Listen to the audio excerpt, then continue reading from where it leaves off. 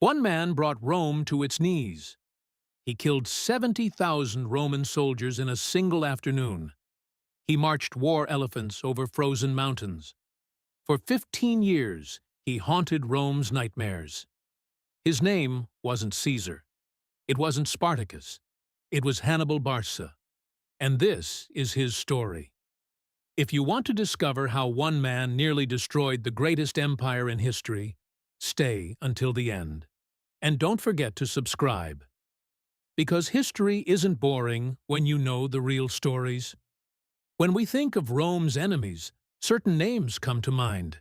Spartacus, the rebel slave; Cleopatra, the Egyptian queen; Julius Caesar, who fought fellow Romans in brutal civil war. But ask any historian who truly terrified Rome, and one name rises above all others: Hannibal Barca. Rome was a military superpower. Their legions conquered everything in their path. Their empire stretched across 3 continents. They built roads, aqueducts, and cities that still stand today. They seemed unstoppable. But there was one man who made Romans afraid to sleep at night. One man who turned their armies into corpses. One man who lived in Italy for 15 years, undefeated, while Rome burned through general after general trying to stop him. This is the story of Rome's greatest enemy, the general who almost ended Rome before it became an empire. Let's go back to where it all began. In the 3rd century BC, 2 superpowers dominated the Mediterranean Sea. Rome controlled Italy. Carthage, located in modern-day Tunisia, controlled North Africa and parts of Spain. These 2 giants couldn't share the same world. The First Punic War erupted in 264 BC. For 23 years, Rome and Carthage tore each other apart. When the dust settled, Rome had won. Carthage was forced to surrender Sicily, pay massive war reparations, and accept defeat. But one Carthaginian general never accepted it. Hamilcar Barca had been Carthage's greatest commander during the war. He watched his city humiliated, his people crushed under Roman demands. He had a 9-year-old son named Hannibal, and Hamilcar had plans for that boy. Before leaving for Spain to rebuild Carthaginian power, Hamilcar brought young Hannibal to a sacred altar.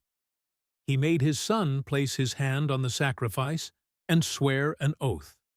The words were simple but deadly. "I swear to never be a friend of Rome." Hannibal never broke that promise. He grew up in military camps. He learned tactics, strategy, and the art of war from his father. He studied Roman fighting techniques, analyzed their weaknesses, and prepared for the day he would face them. When Hamilcar died, Hannibal took command of Carthage's armies in Spain. He was only 26 years old. By 218 BC, Hannibal was ready. He had built a massive army, 90,000 infantry, 12,000 cavalry, and 37 war elephants. His target was Rome itself, but he wasn't going to attack by sea, where Rome expected him. He was going to do something nobody thought possible. He was going to cross the Alps. The Alps were considered Rome's natural fortress. The mountains were too steep, too cold, and too dangerous for any army to cross. Roman generals positioned their forces to defend the Mediterranean coasts. They never imagined an enemy would come from the north. Hannibal imagined it. In autumn of 218 BC, Hannibal began his march. He led his army through Gaul, modern-day France, and toward the towering Alps. Local tribes attacked his columns. His men began to doubt, but Hannibal pushed forward. The Alpine crossing took 15 days. 15 days of absolute hell. The paths were narrow and icy. Men slipped and fell thousands of feet to their deaths. Avalanches buried entire units. The cold killed soldiers in their sleep. War elephants, used to African heat, struggled in the freezing temperatures. Some went mad and had to be put down. Others simply collapsed and died. Hostile mountain tribes rolled boulders down on the army. They attacked at night, stealing supplies and killing stragglers. Hannibal's army, trapped in narrow passes, couldn't effectively fight back. When Hannibal finally emerged in northern Italy, he had lost nearly half his army. Of the 90,000 men who started the journey, only about 50,000 remained. Most of his elephants were dead, but he had done the impossible. He was in Italy, and Rome had no idea he was coming. Imagine the shock. Roman scouts bringing news that a Carthaginian army, complete with elephants, had appeared in the Po Valley. The Senate in Rome erupted into panic. Their northern border was undefended. Hannibal was already inside their territory. Rome mobilized immediately. They sent army after army to destroy this invader. Every single one failed. Hannibal didn't just defeat Roman armies. He destroyed them.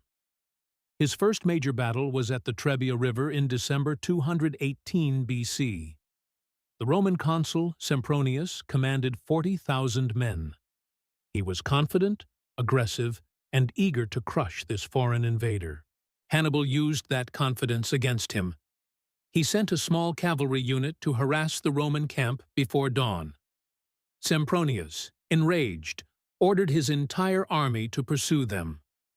The Romans crossed the freezing Trebia River, soaking their legs in ice-cold water. On the other side, Hannibal was waiting. His troops were fresh, fed, and positioned perfectly. His brother Mago had hidden 2,000 men behind the Roman position. When the battle began, those hidden troops charged the Roman rear. The Romans, cold and exhausted, were surrounded. 20,000 Roman soldiers died that day, but Hannibal was just getting started. In 217 BC at Lake Trasimene, Hannibal executed one of history's greatest ambushes. He positioned his army in the hills overlooking the lake. Early morning fog hid his troops completely. The Roman consul Flaminius, leading 30,000 men, marched his army along the narrow shore. Then Hannibal struck. His troops poured down from the hills like a flood. The Romans were trapped between the enemy and the lake. They couldn't form battle lines. They couldn't retreat. 15,000 Romans died in less than 3 hours. Flaminius himself was killed. Some Romans tried to swim across the lake in their armor. They drowned. Rome was reeling. But the worst was yet to come. In 216 BC, Rome made its final stand. They assembled the largest army in Roman history, 86,000 men, 8 full legions plus allied forces. They placed both consuls in command. The message was clear: end this threat, or Rome itself would fall. The armies met at Cannae in southern Italy. Hannibal had only 50,000 men. He was outnumbered nearly 2 to 1. Every military expert expected Rome to win through sheer numbers. Hannibal had other plans. He arranged his troops in a crescent formation. His center was deliberately weak, made up of less experienced Gallic warriors. His elite African troops held the wings. His cavalry protected the flanks. The battle began. The Romans, seeing Hannibal's weak center, pushed forward with overwhelming force. The Carthaginian center started to bend backward. The Romans thought they were winning. They pushed harder, compressing their own formation to exploit the breakthrough. This was exactly what Hannibal wanted. As the Romans compressed in the center, Hannibal's wings curved inward. His cavalry destroyed the Roman cavalry and circled behind the Roman infantry. The African troops on the wings turned inward. In minutes, the entire Roman army was surrounded. The Romans were packed so tightly they couldn't even raise their swords. They were trapped in a killing box. Hannibal's troops closed in from all sides, methodically butchering the trapped legions. The slaughter lasted all afternoon. When it ended, 70,000 Roman soldiers lay dead on the field. That's more than the entire population of many ancient cities. Both Roman consuls were killed. Entire noble families were wiped out. Rome lost more men in one day than the United States lost in the entire Vietnam War. Cannae wasn't just a defeat. It was a catastrophe. Rome had been brought to its knees. Hannibal was now 200 miles from Rome, and the city had almost no defenders left. Many Italian cities that had allied with Rome switched sides. They joined Hannibal, believing Rome was finished. The Senate in Rome banned the word peace from discussion. Surrender was not an option. They would fight to the last man. For the first time in its history, Rome faced extinction. So why was Hannibal Rome's greatest enemy? Why not Caesar, who crossed the Rubicon? Why not Spartacus, who led a slave rebellion? The answer is simple. Caesar was a Roman fighting other Romans. Spartacus threatened one region of Italy, but Hannibal threatened Rome's very existence. Hannibal shattered Rome's greatest weapon, its reputation. Before Hannibal, Roman legions were considered invincible. After Cannae, everyone knew they could be destroyed. Rome's Italian allies began to doubt. Client states wondered if they had backed the wrong side. For 15 years, Hannibal operated inside Italy. He had no supply lines from home. Carthage sent him almost no reinforcements due to political rivals. Yet he survived, won battles, and made Rome bleed. He lived off the land, recruited local troops, and consistently outwitted Roman generals. The psychological impact was enormous. Roman parents used Hannibal's name to frighten children. Behave, or Hannibal will get you. The phrase, "Hannibal is at the gates," became Rome's ultimate nightmare.